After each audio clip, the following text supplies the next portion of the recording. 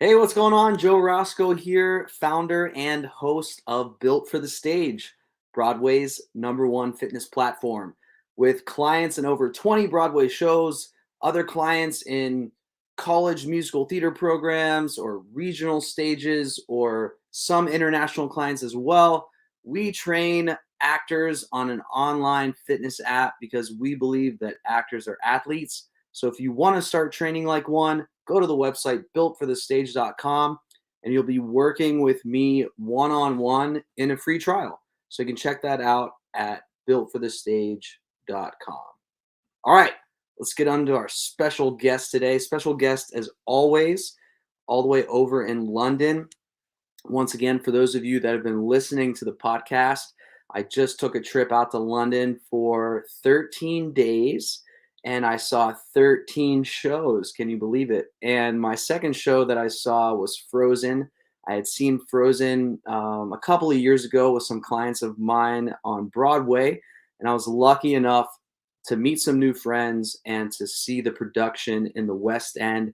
It was fabulous. I'll get to chat a little bit with our guest about it. Our guest is in the ensemble. They also cover the role of Hans, and they've done a handful of other things. And by handful, I mean a lot, but just to name a few, they were in Evita recently at the Regents Park Open Air Theater. Tina Turner, the musical that I freaking am obsessed with, at the Aldwych Theater, and a whole list of more. I'm going to put that in the description of this episode. You can check that out after you're done listening. So please welcome to the podcast, Rodney Vubya. Hey, Rodney. Hi, how are you?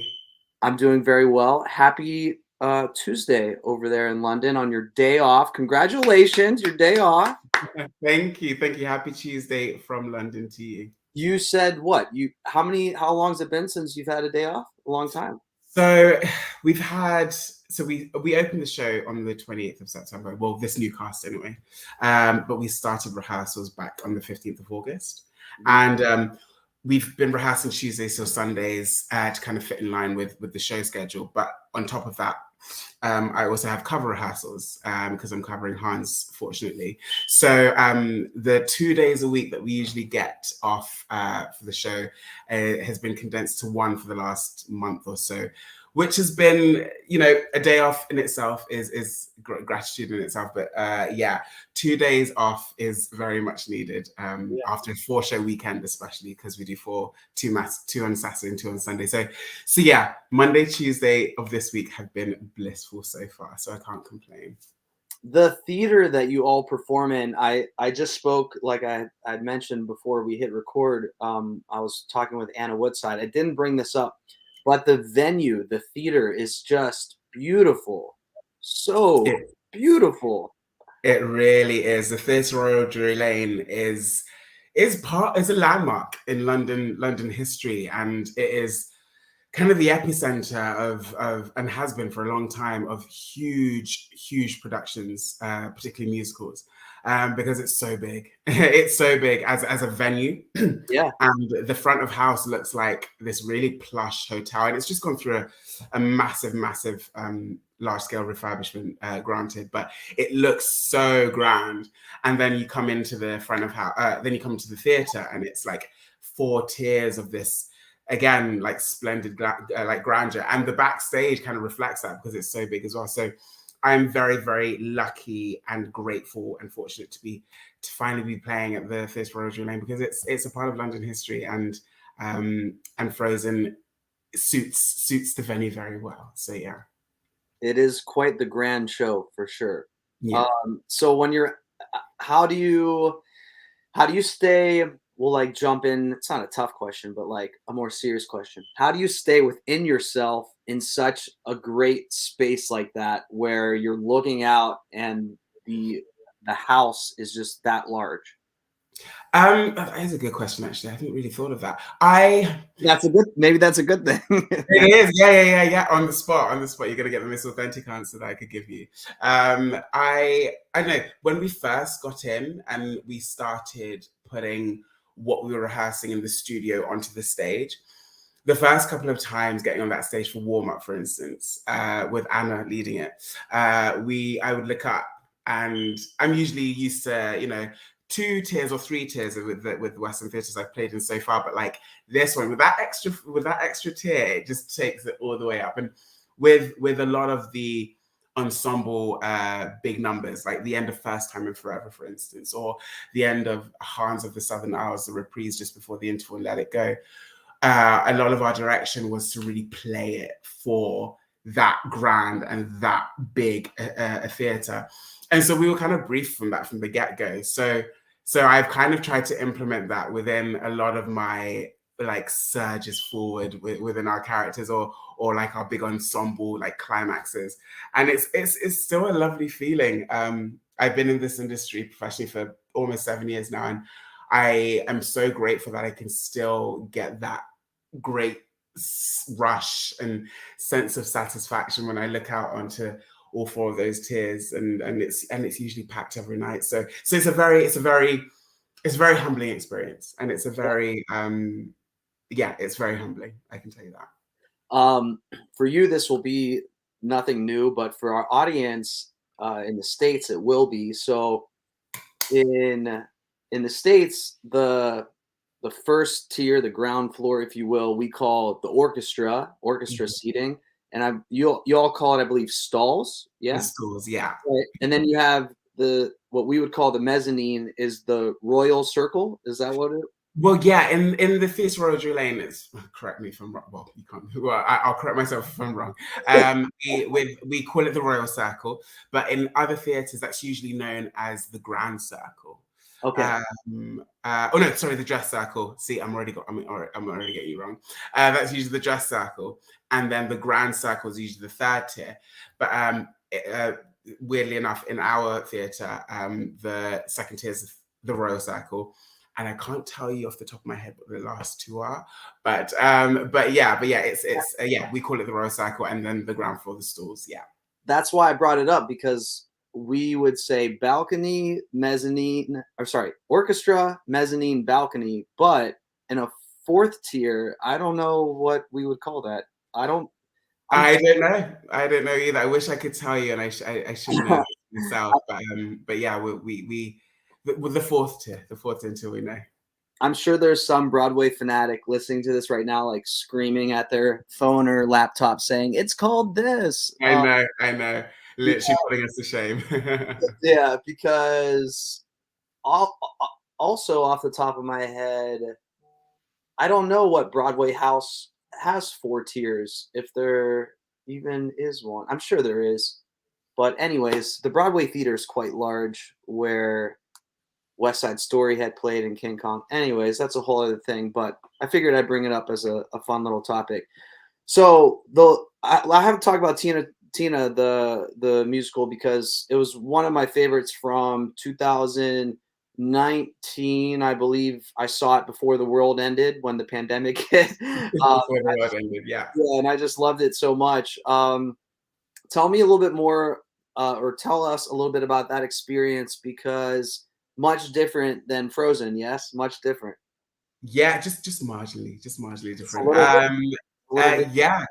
So Tina will always hold a very special place in my heart. So this is what, God, where am I taking you back to? So January 2018, I got the real pleasure of being cast as a swing in this brand new original world premiere production of Tina the Teen Turner musical, which would then, bring to stage, and rightly so, the absolute oracle journey, epic story that this hero of mine for a long time, and to many others, has experienced in her life on this earth.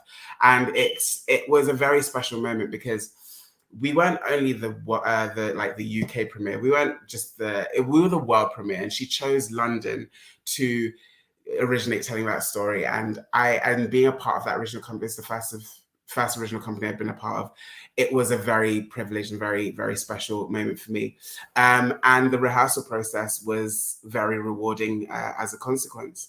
And it was a trying year. It was 15 months because as well as the usual 12-month contract we would have on starting performances, we had about a 3-month rehearsal and tech process leading up to that. So it was full on. That was full on, but I just finished at the Book of Mormon. Actually, I crossed over. I was doing my second year at the Book of Mormon and rehearsing for this show at the same time, and that was the first time I doubled up on shows. So the first 2 weeks were a bit hard, but once I finally got to Tina alone, it was wonderful. It was incredible seeing this story unfold and seeing. First of all, I take the most pride that it gave a platform and a stage to so many wonderful, strong, ferocious Black women that I've known in the industry for years and who I met and grew to love. And to this day, we have a very, very special bond with our Tina cast. We have a WhatsApp group, 4 years later, that is still thriving and strong. And it was wonderful to just see, and Adrienne Warren, our original Tina Turner, watching her craft and her process, because it was not easy, but she was a phenomenal talent, and it was wonderful. And we met some wonderful people along the way. We met Tina. She came by. How many times did she come by? 2-3 times in the end before we finished anyway, my cast in 2019. So it was an experience I'll never forget. It was hard, but it was very, very satisfying watching that story come to life in the most epic way. Yeah, to me, what stood out still to this day was the finale, or the remix finale, or whatever it was called. But I just sat there and I'm like, they're not going to do more. No way are they going to do more right now. It was that very, very that. It was because within the rehearsal process, and as a swing as well, it's the only time I've been a swing, and it was that was a very humbling experience, because you're not on every night, and especially originating or being a part of a process, originating a show, you really take that step back, and you wait for your turn, because these guys, the ensemble and the starting cast, were they're creating this show from scratch. So there's a lot of waiting in the stores, or the orchestra, or the dress circle, especially during tech, kind of waiting for these things to unfold. But then I digress. It very quickly became apparent that this is a girls' show, and rightly so. This is a show to give that stage, as I mentioned before, to these ferocious lionesses who, throughout the show, within the big numbers, make the hard work that they did look very easy and very organic. And that was very important to Tina, because she choreographed pretty much everything that they did back in the day with Ike and beyond. But she was very, very strict and very particular about it not looking too choreographed. And for there to be a real raw authenticity to it, with the way the ladies would flick their legs and arms. They were doing much more than that. But with like Proud Mary, for instance, and that number closing towards the end of Act 1, they just go hell for leather, and then Disco Inferno at the top of Act 2. But then you're right, it comes to the bows after Simply the Best, and then you think, surely these ladies are done. And they're not. They do a whole mega mix of Nutbush going into Proud Mary, where they just don't stop. And in the Aldrich Theatre, it's in a slight rake.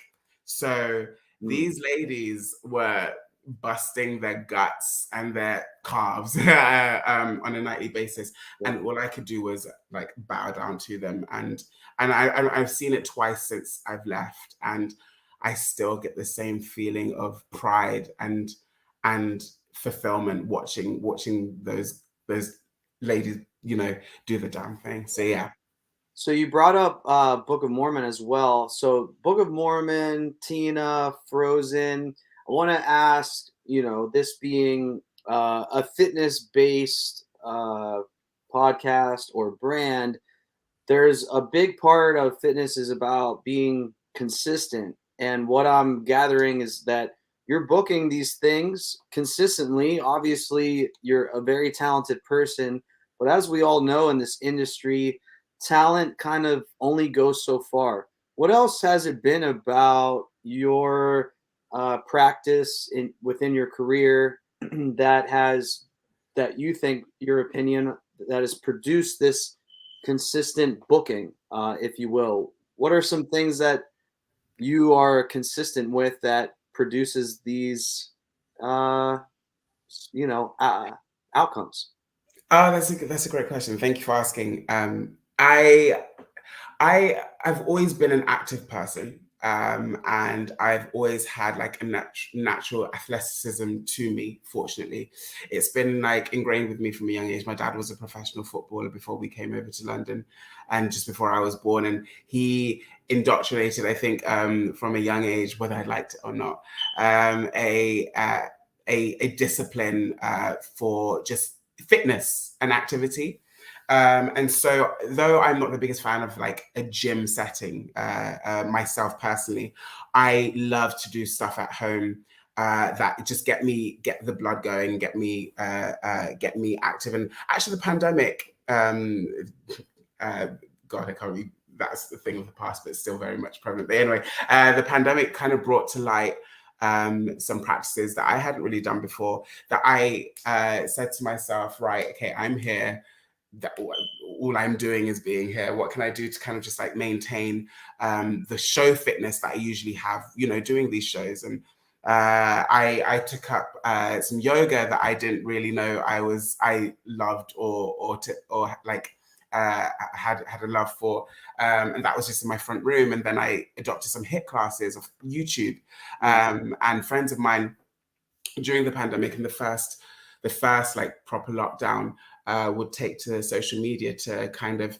promote their platforms and do HIIT workouts, and I would be like, yeah, I want to support a friend, so I'm going to do it on Instagram, Instagram live and stuff like that. And I think very many people can sympathize with that, but like that kind of fortunately introduced me to stuff that I could do at home at my own pace, Yeah.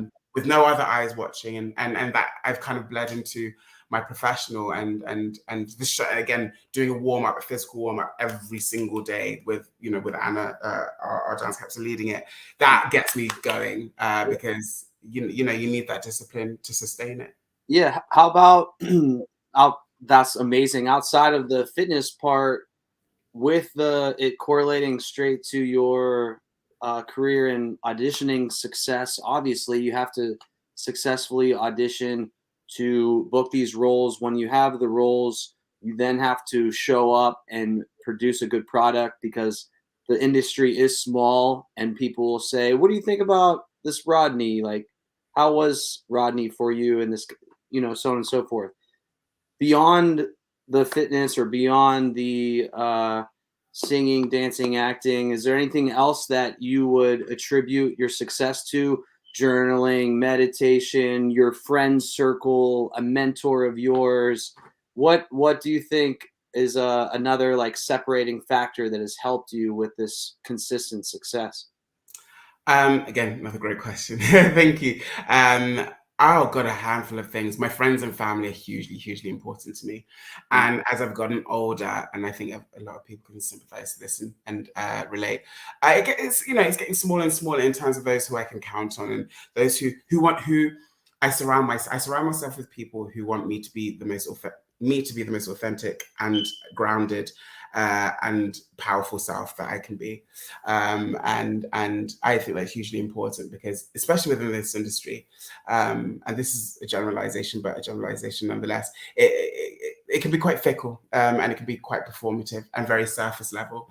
And it's taken me a long time, and I'm still learning, with each day as it goes, to know that like not everyone's in it for the same reasons, and I'm grateful that I have adopted a discipline in myself that I know what this industry means to me. I know what my craft means to me and how important it is to me. But I also know how important it is for my family and friends to see me thrive and succeed. And of course, I do it ultimately for myself, but to make them proud with everything that I do is the best achievement for me. And I do because music is a very integral part of my life. It always has been.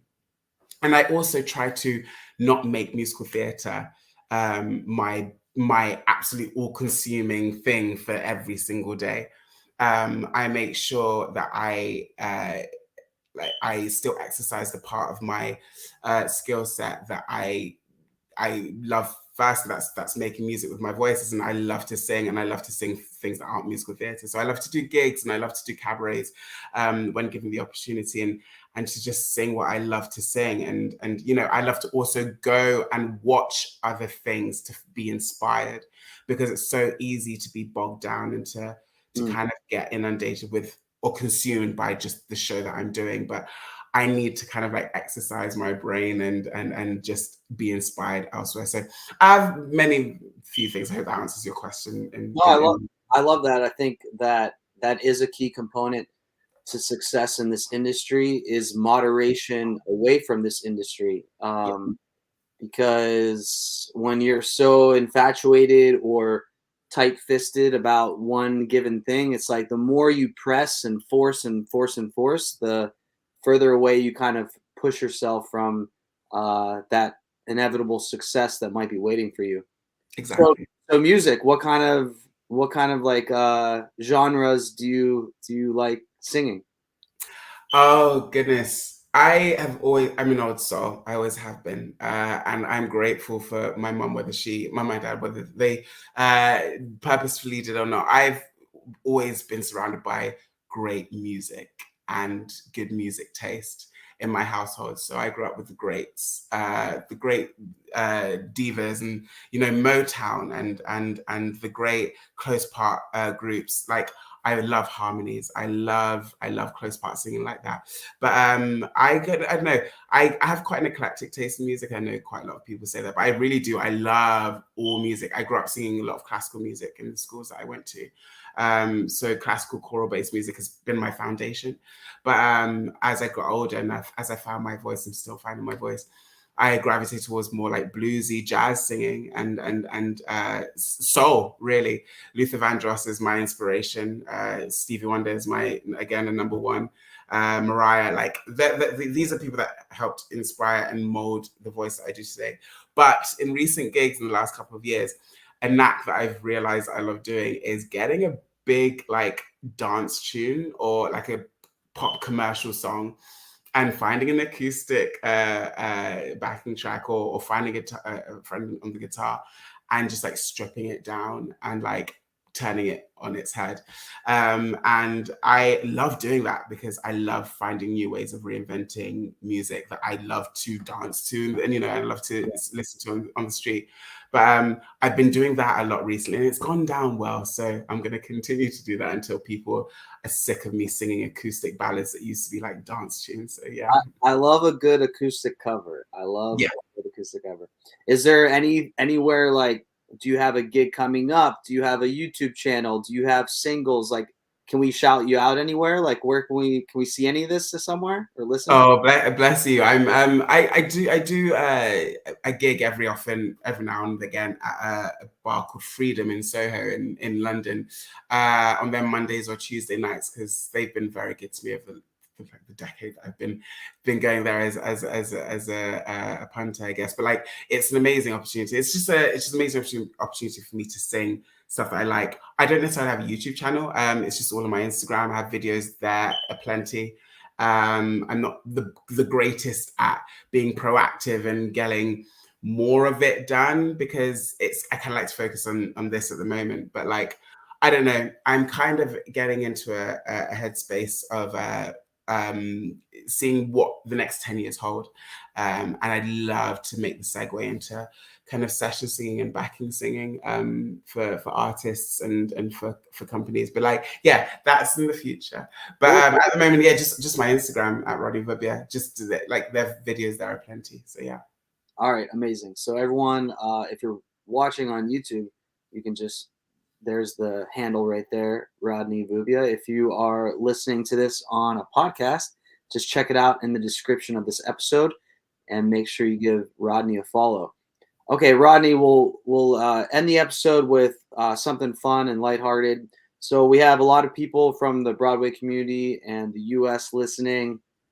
If people are fortunate to come to London to visit, to see some West End shows, but also to explore the city, what are some of your go-to spots in London that you're not gonna find on like a Google search?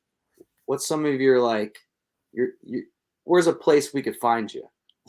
Oh, that is okay. You're all with the good questions today, and you're really, Oh, really, really. This is great. This is great. See, I've lived in London all my life. I was born in Uganda, but moved to London with my parents when I was a year old. So London is my home, and it's where my heart is. I would say some of the parks that we have in London are really, really beautiful. There's Victoria Park in East London. So just off the Hackney and Haggerston, Shoreditch area, which is really, really stunning and kind of has still got a lot of the East London charm and like has escaped some of the gentrification that a lot that's happened in London. So I'd say Victoria Park in East London. I would say, oh God, Borough Market is probably one of the things that is suggested on a tourist guide. But Borough Market, just by London Bridge, is so good. If you love food, if you love wine, if you love delis, if you love a hub, like a hubbub of an atmosphere of like bustling London yeah. community at its best, I'd say Borough Market as well. So All right, yeah. I'm hoping to come back in March very soon. So you just mentioned food, and I'm a huge foodie and all about it.